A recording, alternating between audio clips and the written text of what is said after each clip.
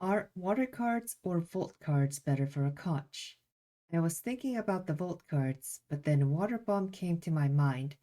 Now I'm thinking the water cards are better. Let's change that to any coral weapon for AoE. The answer is Volt cards, and this actually highlights a common misunderstanding of how Water Bomb's damage works.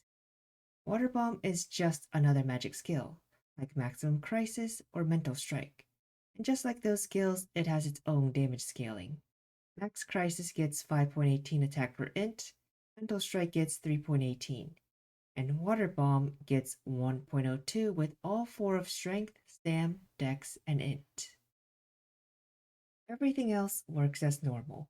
Attack percent effects like lightning cards, PvE damage percent from FWC flasks and elixirs, magical power from adepts rings, additional damage from demos and spirit fortune, so on and so forth, all have the same effect on Max Crisis and Water Bomb. Or would?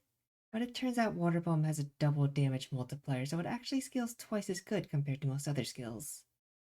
Anyway, to answer the main question, back in February of 2024, a mod tested the difference between Volt A and Water A on regular skills and found they did similar damage. For regular skills anyway, which typically have around 5 times int scaling.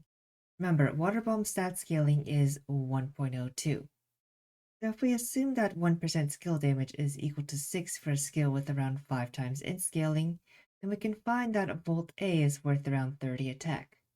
Given that, how many stat points do you need to equal 30 attack when your scaling is 1.02? 29.41.